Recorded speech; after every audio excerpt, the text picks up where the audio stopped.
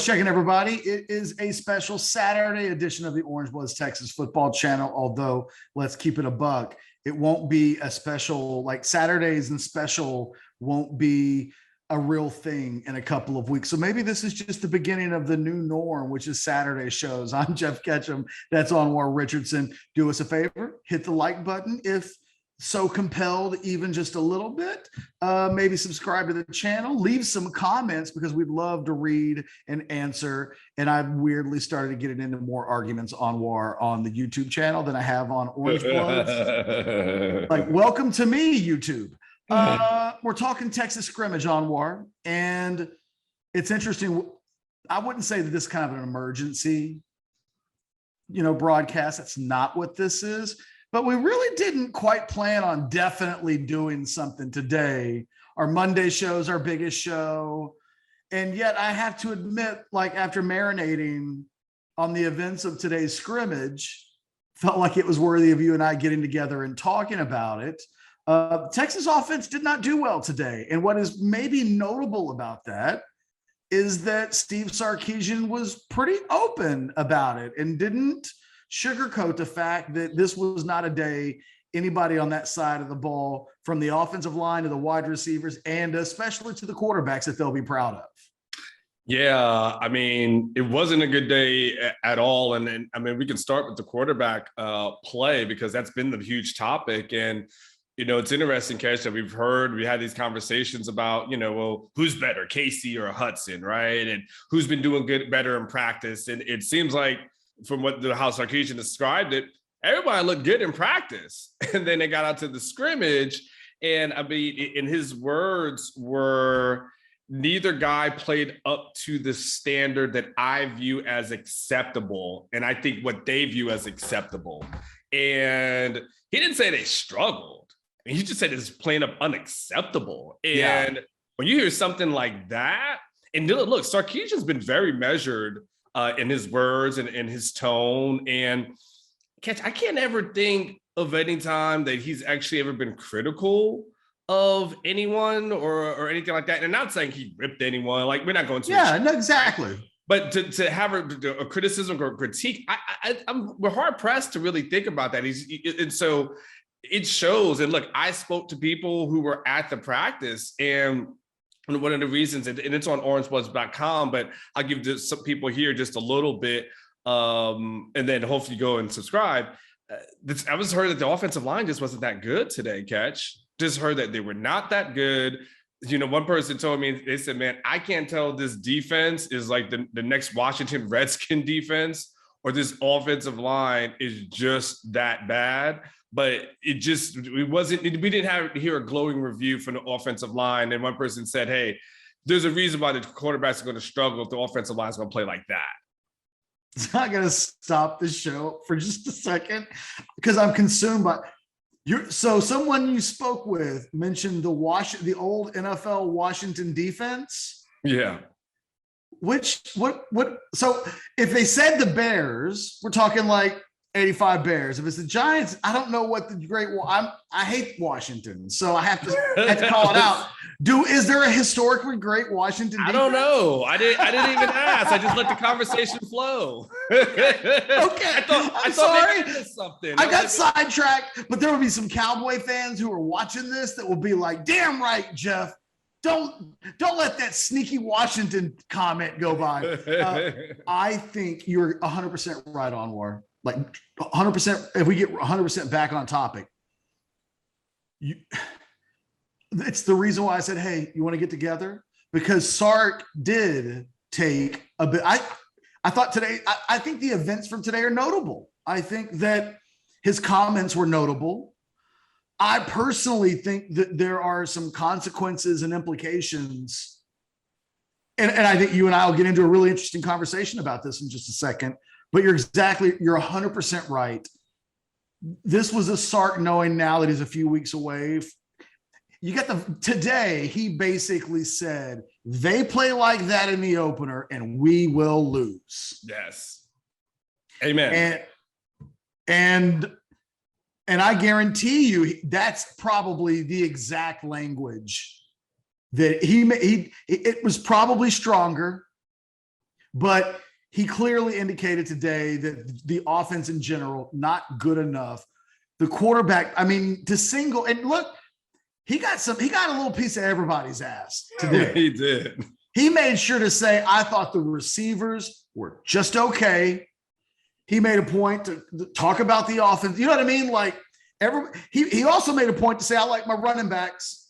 Mm-hmm. And so, like, he was very specific today with, like, who's going to get a little bit of an attaboy and who was not. So let's talk about the quarterbacks. I think this is bad for Casey Thompson. And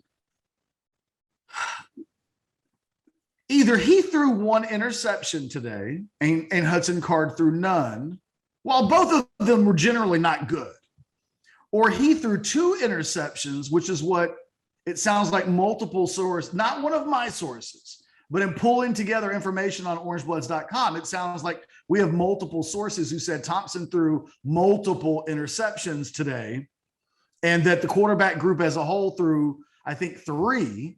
And I think in a world where Casey Thompson doesn't throw any interceptions, here's my overreaction for Monday, I guess.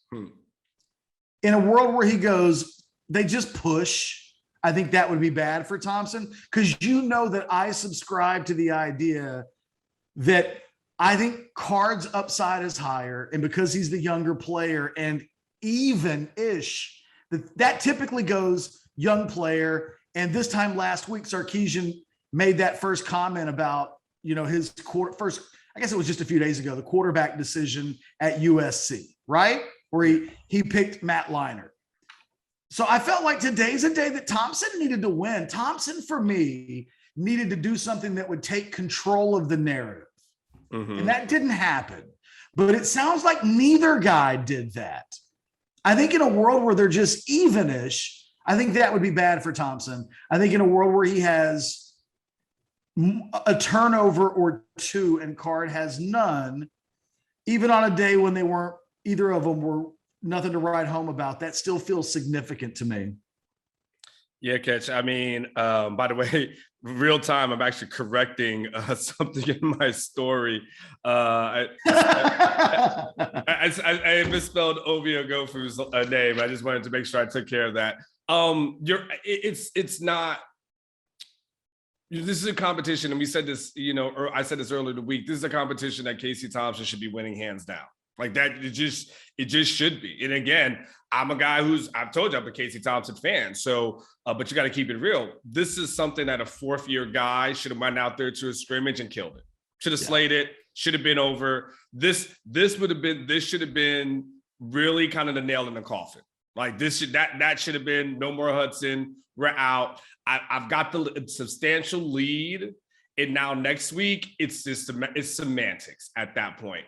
Now it didn't happen, and so now you're kind of, and the thing is, now you got a coach with Sarkeesian. We ain't really thrilled with either one at this moment, and it's saying like, hey, he's like, I wanted to purposely push these guys to see how they reacted in this scrimmage, and I didn't really like what I saw. So it's not great for Casey. I don't know if it gives Hudson that much more of an advantage at this point.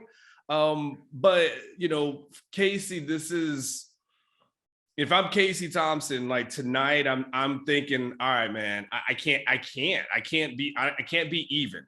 I can't be even with this guy. I've got to pull away, and I've got whatever adjustments need to be made in order to pull away. And again, even if the offensive line played the way that they played, and that sure, but everything's not going to be perfect, and he's got to find a way to make it happen because the same offensive line for both guys, right? So it'll be interesting. I'll be interested to see right now, Ketchum, and I'll turn it back to you. I think Sarkeesian made it very clear what these guys do Sunday through Friday is cool. But I need to see this thing on Saturday when it really counts. And it'll be interesting, Catch, because we fully anticipated by the next scrimmage, he would probably have a starter named. And I don't know at this point how confident he is based off of what he saw today. I think that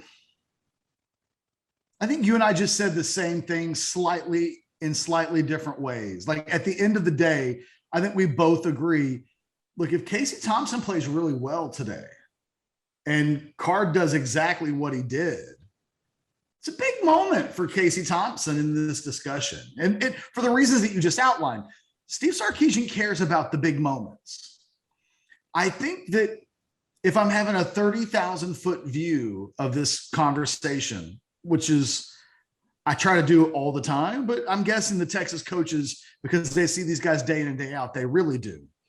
If you think about the last two times we've seen these quarterbacks in situations where they could make statements, it's two consecutive statement making moments in a row where Casey Thompson's had a chance to make one and missed.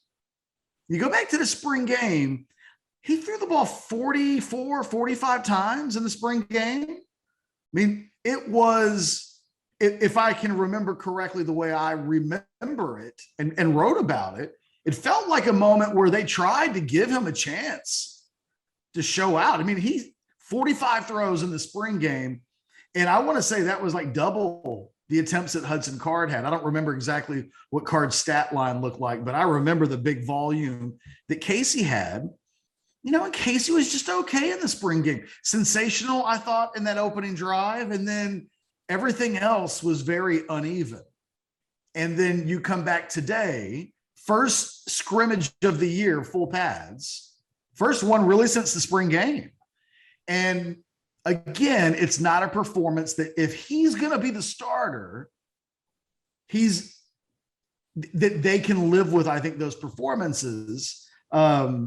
I would imagine Sark's frustrated today. It would have made his life a lot easier for either one of these two guys to really do something. I can't help, and maybe it's the Hudson Card homer in me. Like, look, full disclosure, I am that guy. But it's hard not to also remember the last time these teams had a chance to make a statement, and it didn't feel like Casey was able to do it that day either. And once is an accident, twice is the kind of thing that makes you wonder if it's the beginning of a trend.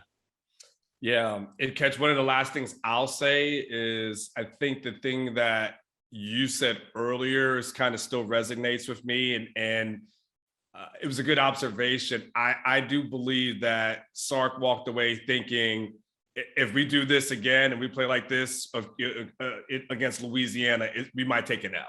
Like, I think that we can't overstate how I really believe that was part of, like, probably a little bit of a frustration for him because everything went well. You know, again, we've talked about everything has gone well in practices. Like, everything has looked good in practices, and all of a sudden the bullets started flying, and then all of a sudden this is what happened. And then, you know, and again, I'm not trying to draw parallels, but we saw that again, how everything looked so well with Tom Herman until Maryland happened, right, Catch? I mean, Everything looked perfect until that moment. And then it was like what the hell? I think if you're a Texas fan, what you take away is Sarkeesian is aware. It's on his radar. He's not going to let this thing sneak up on him. And he realizes he's got a few more weeks to get this thing straight before Louisiana. So I think you're a Texas fan. At least you know he's not flying blind. But if there's a moment from this weekend that you should take, and again, we'll see what happens. Sarkeesian's like, ooh, we've got to do better. And maybe if you start off with Rice, Catch, then maybe you've got some time to adjust. Start with Louisiana, you better hit the ground running, because if you don't hit the ground running on that team, we saw what they did against Iowa State. And there are a bunch of old grown-ass men on that squad. And I think Sarkeesian fully understands his quarterback play has got to be better for them to win. Yeah, last thing I'll say, and then look, we'll have comprehensive coverage over at orangebloods.com. I mean, the notes from the scrimmage and the details are there to be read right now, including Luke Brockermeyer continuing to have himself a camp. I think that what's really interesting for me about the quarterback situation is that I wondered here's what I wondered before today. if Thompson has a big scrimmage and Card doesn't, what's the narrative sound like? Is it a bunch of, well, it doesn't really mean anything and you're tampering down the results of a scrimmage? And then I wondered what the same thing about if Card, right? Card has a big scrimmage. What does that sound like in terms of, because earlier today, you and I were already having a conversation about the quarterback narratives that just exist in the internet ether, right? And you and I were just kind of talking about a what if situation. We didn't talk about a what if, though, of if both of these guys just didn't do anything, right? And I think that now, in retrospect, having gone through this thing that did, we know now neither of these two guys played well. If one had, I think the way we're talking about this thing today reveals how important it would have actually been for one of these guys to ball out today. Guy balls out, and the other guy's the guy that doesn't do anything. It's the thing that's in every single guy's mind the entire rest of the weekend. And it's weird that this didn't happen, that neither guy did anything that I think changes whatever narratives existed. They just kind of stay somewhat flatline going through the weekend. Nothing changes when both guys had poor performances. I do just wonder what it means, though, in the older guy. You know what I mean? Like, I don't know. Sark goes home tonight and puts his head on a pillow and thinks about, who does he play against Louisiana? And I think there's probably a little bit of a doubt in his mind tonight. And I think that it shows you what both of these guys left on the table today. Because I wonder what he sounds like if one of them balls out today. He was Mr. Honesty today. Was he just going to not show up and all of a sudden be like, I thought both guys were just, they were both good. They're both good. I have a really tough decision to make. Or was he prepared to come out and say something else? His attitude today suggests that he would have come out today and I think been honest and said, this guy played well. They didn't. I think that also catches him by surprise. And, he's probably asking his quarterback's coach, AJ Milwee tonight, probably gets a conversation from Sark and like, hey, what do we think? What was that? We can't have that happen again. Look, anyway, I was long. Anything else? No, I'm good. Got another interview to do. The work. I got a Jordan Whittington interview that I've got to get knocked out right now. We never stop working. Anwar, you do your thing. Hit the like button. Subscribe, please, both to the channel and to the website. We've got the free offer up on the video throughout until Monday. You guys take care of each other. Later.